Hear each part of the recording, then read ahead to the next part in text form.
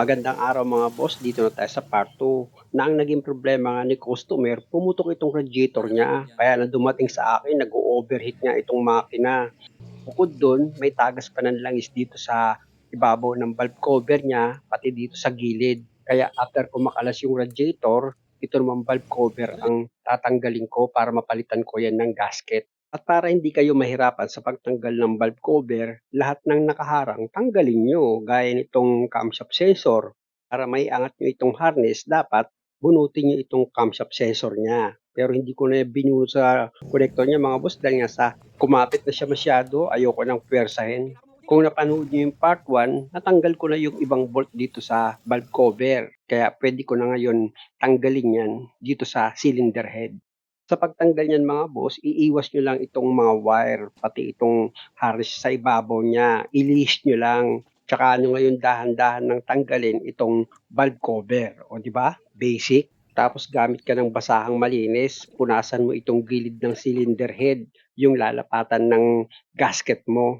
Kailangan matanggal mo yung dumi, pati yung kumapit na tumigas na langis dyan. Importante kasi na malinis yan mga bossing para pag nilagay mo na yung bagong gasket dito sa valve cover, maganda yung pagkakalapat niya dito sa cylinder head. Pati itong lalapatan ng gasket ng spark plug, importante na malinis yan. Di ba nakita nyo naman kanina, maitim siya.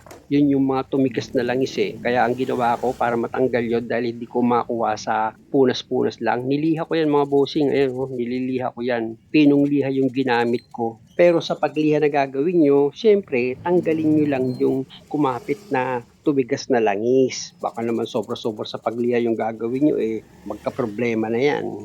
Dapat alalay lang. Basta matanggal lang yung kumapit na dumi dyan, okay na yun.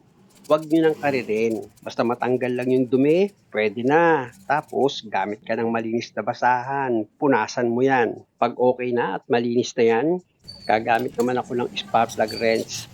Dahil nga ayon kay customer, matagal na rin daw hindi napapalitan itong spark plug niya.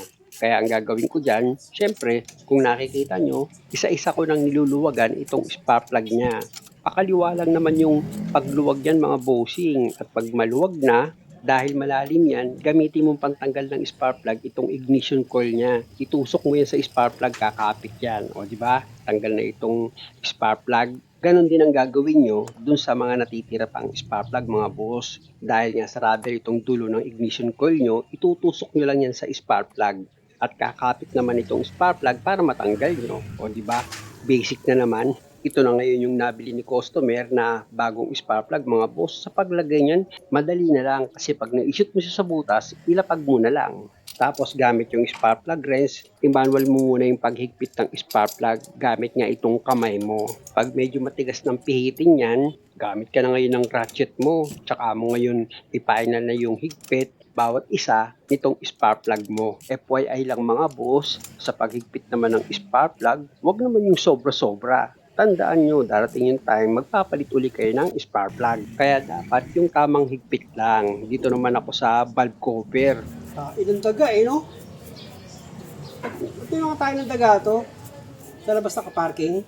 Nilabas ko kasi nasa loob, pinupuntahan siya.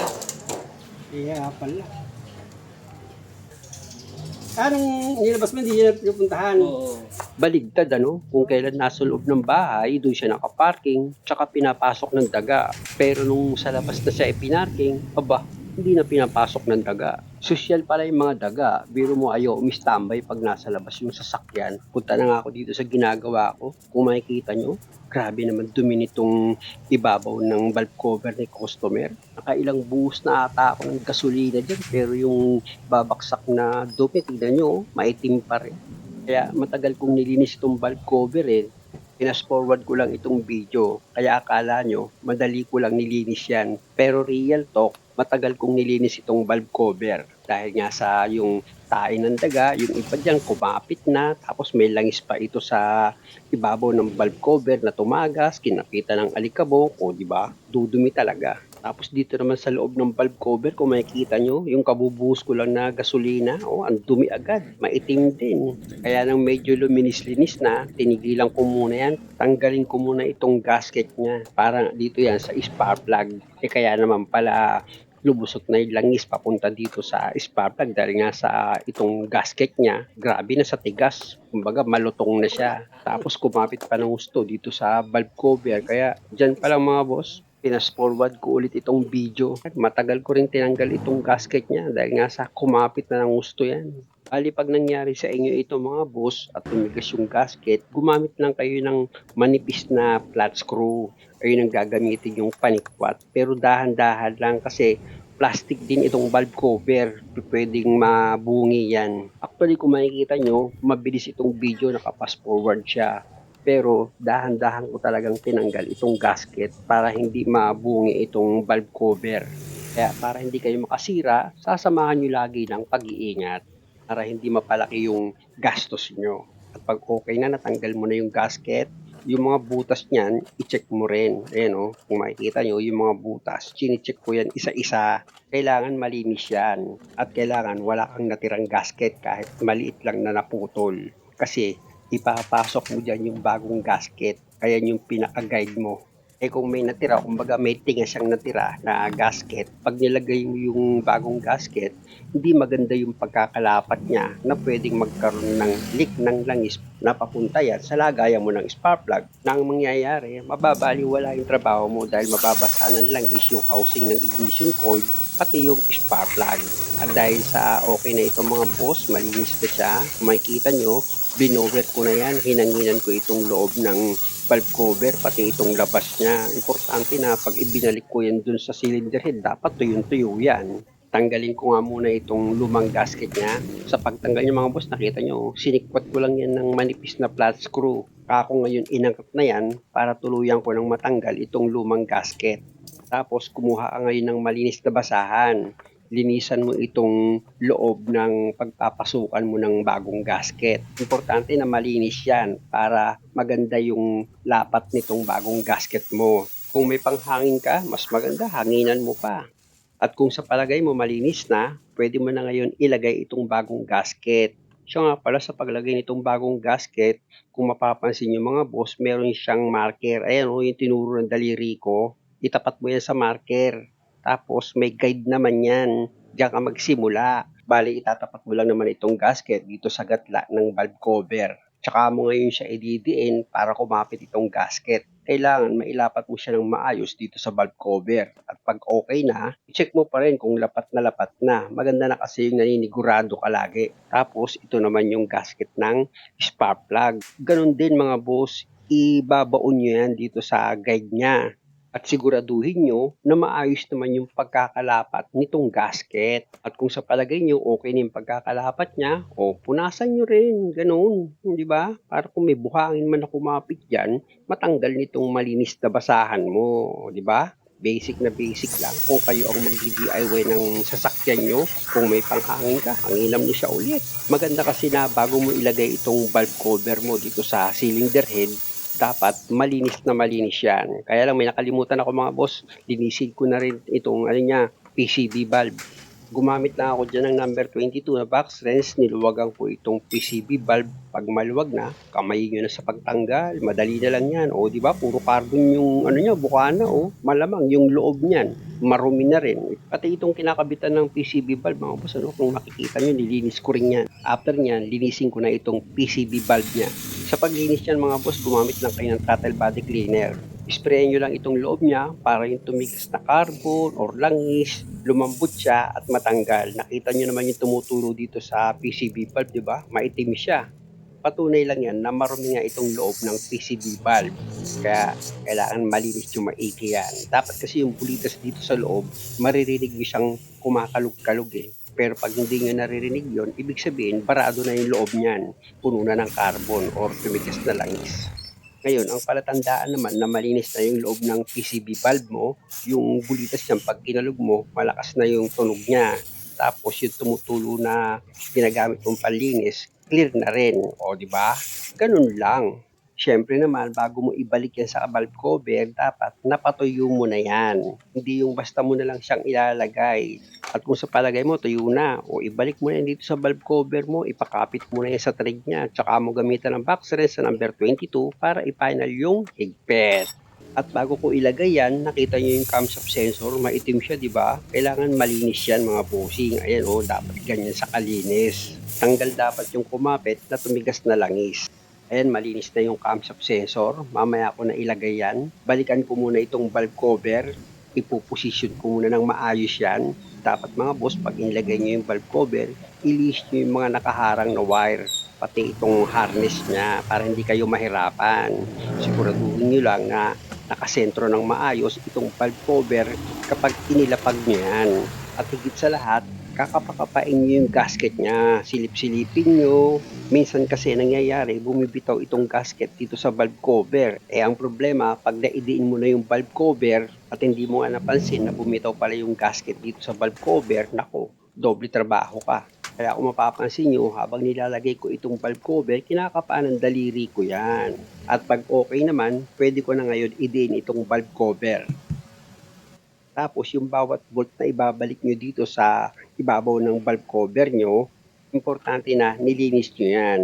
Actually, kung makikita nyo, bago po ilagay itong bawat bolt na number 10 dito sa valve cover para ipakapit ko nga yan sa thread niya, pinapahiran ko pa yan ng grasa eh. Kasi nga, ang problema dito sa mga bolt sa ibabaw ng valve cover, sa mga naging experience ko, kinakapitan siya ng kalawang or corrosion. Kaya ang nangyayari, humihigpit siya na minsan pag tinanggal mo sa sobrang higpit, napuputol itong bolt. Pero yung mga bolt dito sa gilid ng valve cover, hindi pa naman ako naka-encounter na nahirapan ako sa pagtanggal ng mga bolt dyan. Pero dito nga sa ibabaw ng valve cover, kada magbabaklas ako niyan, meron talagang mahirap siyang luwagan na akala mo mapuputol.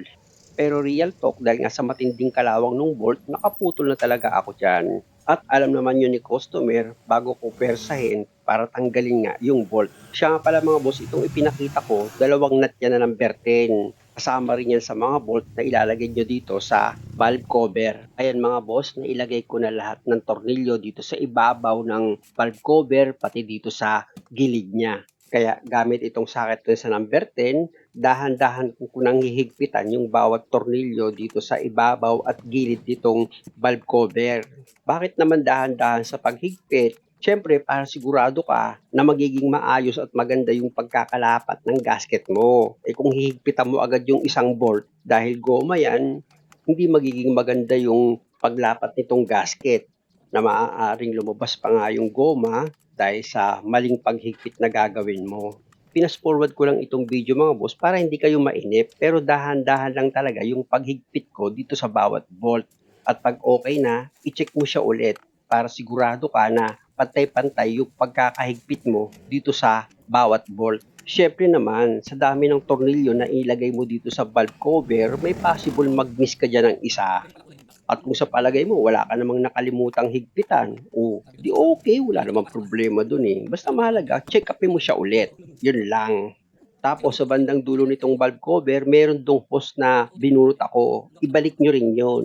Tapos ito namang harness, meron siyang holder. Ilalagay mo siya sa holder. Tapos ilagay mo itong nut niya na number 10. Tsaka mo yung higpitan gamit yung box wrench sa number 10. O, di ba? Okay na? Isunod mo naman sa ilalagay ngayon itong bawat ignition coil. Kung mapapansin nyo, bago ko itusok yan sa spark plug, pinupunasan ko dahil nga sa nabasayan ng langis.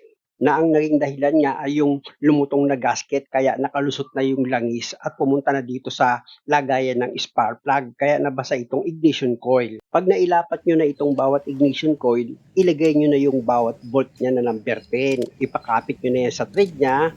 Tapos gamit ka na ngayon ng box wrench mo na number 10 para ma-final mo na yung higpit dito sa bawat bolt ng ignition coil. Pag okay na, pwede mo na ngayon ilagay yung bawat connector nitong ignition coil. Siguraduhin mo lang syempre na nakalapat ng maayos yan. Tapos, i-position mo na itong duct hose niya. Pero ilagay ko muna itong isa pang connector ng ignition coil na hindi ko na ikabit. Pag okay na, i-connect nyo na itong hose dito sa throttle body. Tapos sa kabilang dulo naman sa cover ng air filter. Basta ganito lang naman mga boss. Lahat ng tinanggal nyo dito sa ibabaw ng valve cover, huwag nyo kalimutang ibalik. Dapat kumpleto yan. Lalo na yung dalawang bolt na number 10 dito sa duct hose nyo. Ipitan nyo ng maayos yan para hindi gagalaw-galaw itong duct hose nyo dito sa ibabaw ng makina.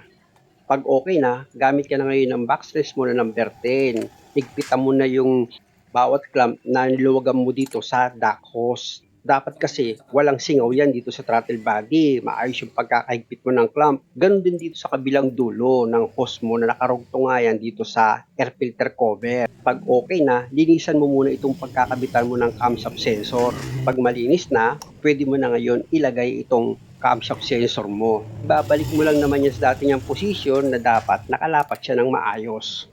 Tapos itong connector na binunot ko, ibinalik ko na yan, pati yung clip niya sa harness, inayos ko na rin. Tsaka ako ngayon nilagay na itong bolt ng camshaft sensor at gamit yung box thread sa number 10, hinigpitan ko na yan. At dahil sa okay na ako dyan, lipat naman ako dito sa mass airflow sensor. Sa pagtanggal niyan mga boss, meron lang naman yung dalawang screw na tatanggalin ka. Tapos pwede mo na ngayon bunutin itong map sensor para malinisan mo yan. Sa paglinis niyan, i-sprayan nyo lang gamit niya itong map sensor cleaner nyo para matanggal nga yung kumapit na alikabok dito sa map sensor. At syempre naman, after nyo malinis itong map sensor, importante na patuyuin nyo muna yan bago nyo siya ibalik. At para hindi kayo naiinip, linisan nyo muna itong paligid kung saan ilalagay nyo nga itong map sensor nyo. At pag okay na, pwede mo na ngayon ilagay itong map sensor. Siguraduhin yung nakalapat ng maayos yan bago nyo ilagay yung dalawang screw para higpitan. At syempre, sa paghigpit naman itong dalawang screw, dapat yung tamang higpit lang, wag naman sobra-sobra. Tsaka nyo ngayon ilagay na itong connector niya. Sabi ko nga kay customer, pwede na itong i-engine wash, grabe na dumi nitong makina. Kaya lang mga boss, mahaba pa itong video, pasensya muna, pakiabangan sa part 3. At sana sa bawat video na ginagawa ko, lagi kayo nakakakuha ng idea. At kung okay lang naman sa inyo, pasubscribe naman itong channel ko. Maraming salamat sa panonood!